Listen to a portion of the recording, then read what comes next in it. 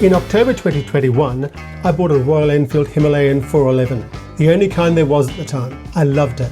I ended up selling my baby Virago and Shadow and went to one bike. I rode that bike, Billie, all over the eastern states, to Broken Hill, to Brisbane, to Melbourne. In 6 months I put 13,000 kilometres on it. And then the dashboard light failed. It was very quickly replaced under warranty, but it did reset the odometer. By the time I'm recording this, I've put another 44,505 kilometres on it. Total, 57,730. Not bad. But here's my friend Pete. Okay, David, so you can see that on the Speedo currently it's got 80,872 Ks on it. From the still photos you'll see that it had an additional 24,728 kilometres.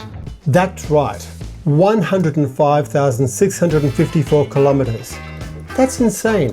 These simple, unstressed awesomeness machines are basically bulletproof. If things do go wrong, and sometimes they have, they're easily and cheaply fixed. But in 2023, Royal Enfield brought out the new, sleek, tech-laden Himalayan 450. I rode one in southern India in January, and it's a fantastic bike. Lots of people have asked me, so are you going to upgrade? Or are you going to wait for the new 650? My reply is, not yet. Let me tell you why I'm choosing to hang on to my simple 25 horsepower go-anywhere donkey named Billie. So let's take you for a little ride so you can judge for yourself.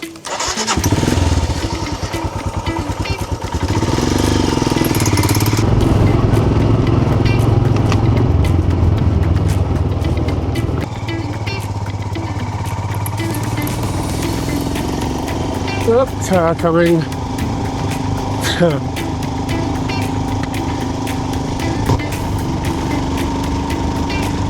Yeah, she chugs a little going up the hills, but ultimately it doesn't slow me down that much. She's actually surprisingly nimble.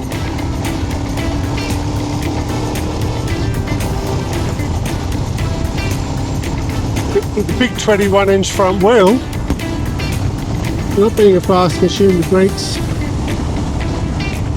are completely adequate. And as you can see, she carves perfectly well going through here.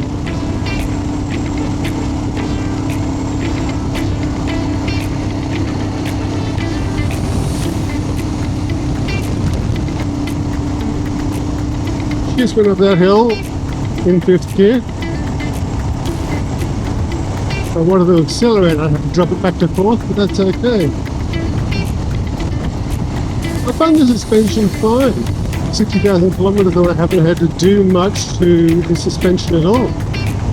I maintain the key to actually making motorcycles work in modern times is regular maintenance, of course. So this corner here,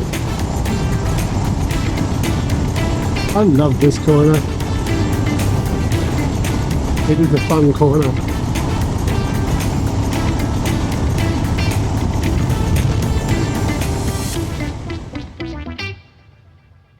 It's easy to fall in love with a bike, but love doesn't pay for tyres.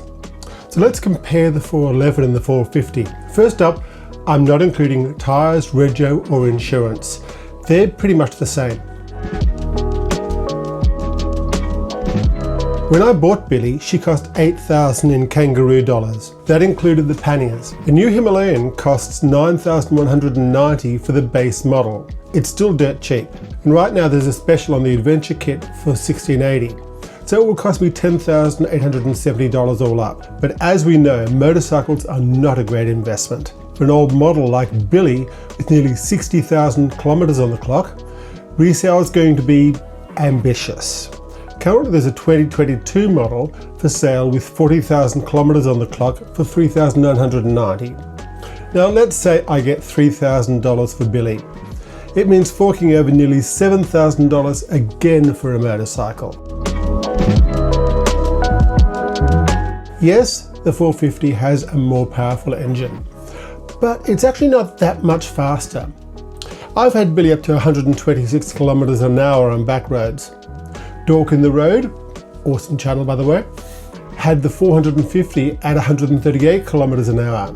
That's 12 kilometers an hour faster in a zone we probably shouldn't be playing anyway. Now yes, the 411 is more fuel efficient. Sorta. I get between 30 and 33 kilometers per litre on Billie, sometimes a little lower. That's cost me roughly $3,450 in fuel over her lifetime. The 450 is supposed to get 28 to 33 kilometers a litre in economy mode and 24 to 27 in power. Now splitting that difference at 27 kilometers to the litre, the 450 would have cost me around $3,715. $261 difference, not even a set of tyres. Oh, but it's more powerful. Is it? Now, I didn't really notice a huge difference riding in India. I mean, it's obviously got more horsepower, but to beat Billie at the lights, you need to be in a Porsche or a Tesla, Elon. Now, a lot of the tech in the 450 I've counterparted with mods. Need a USB point? Wire 1M. Need a map? I've got Osmond on an old phone and a quad lock. There's nothing more substantial that the 450 gives me in the way of tech outside of a shiny new ETF screen that's at the mercy of any bogan with a hammer. And so here we have two bikes that are similar. Billie has less tech, but she's still EFI and has disc brakes and a reliable engine that has given me not a lick of trouble in nearly 60,000 kilometers. Why would I spend $7,000 to upgrade to a motorcycle that has marginally more speed and more tech because a motorcycle company tells me to? Yes, Royal Enfield, I am your worst nightmare, the fanboy who refuses to upgrade. Now that said, I may well buy a 450 one day, or a 750, or the off-sided 2,500cc Himalayan one day. But you know what? It won't be tomorrow. So those are the reasons why I've decided to keep Billie. She's an awesome bike. I don't see any real reason or impetus to upgrade just yet. The next video I've got planned will be the things I like about the 411 and some of the things I don't like as well.